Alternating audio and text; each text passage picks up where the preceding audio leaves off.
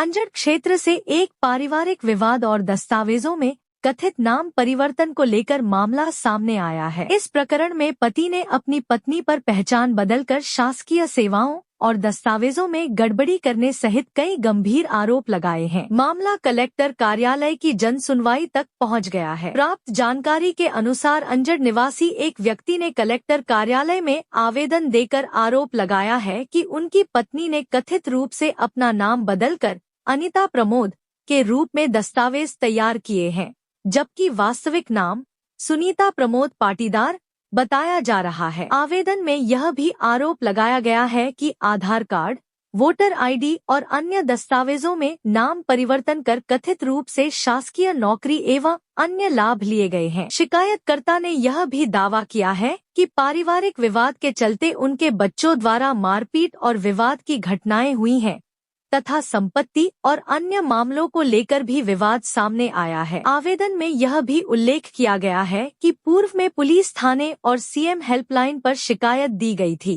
लेकिन अब तक किसी प्रकार की ठोस कार्रवाई नहीं हुई है। शिकायतकर्ता ने मामले की जांच कर निष्पक्ष समाधान की मांग की है। JTV न्यूज के लिए बड़वानी से अमजद मंसूरी की रिपोर्ट। प्रमोद मांगीलाल पाटीदार। कहाँ से आए हो? अंजड़ से, राजपुर रोड से।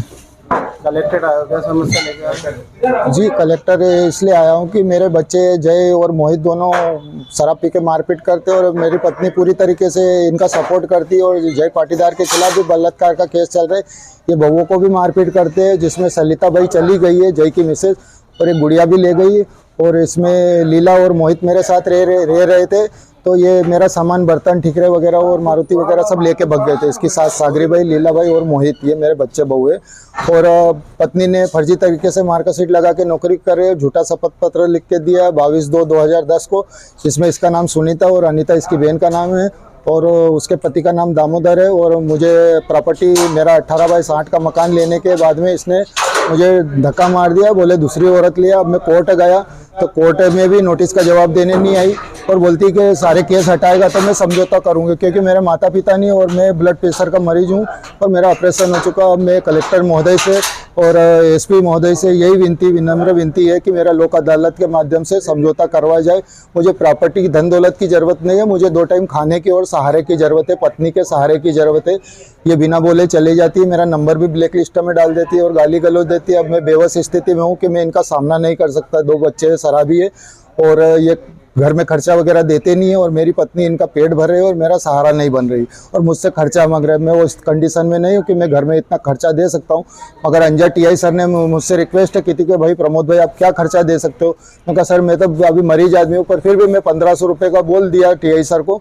और आज अंजड़ थाने पे भी गया था, मैंने कहा इसकी नौकरी की जांच की जाए। और पूर्व में भी कलेक्टर मैडम को 2 बार आवेदन दे चुका हूं और CM हेल्पलाइन भी डाली है, उसमें मेरी CM हेल्पलाइन यहाँ SDOP सर ने भी हटवाने की कोशिश की। अंजड़ थाने से भी मेरी CM हेल्पलाइन को बंद कर दिया गया और मैं बेहोश हो गया, मेरा 181 नंबर भी बंद हो गया और मैं अब पूरी तरीके से लाचार बेहोश कंडीशन में हूँ। इसलिए आज और कलेक्टर मैडम को ये आवेदन दिए और पूर्ण दस्तावेज दिए पूर्व में भी मैंने, जिसमें मैं कुछ भी मेरे को सहायता प्रदान की जाए, मुझे समझौता करवाया जाए, मुझे प्रॉपर्टी की जाए।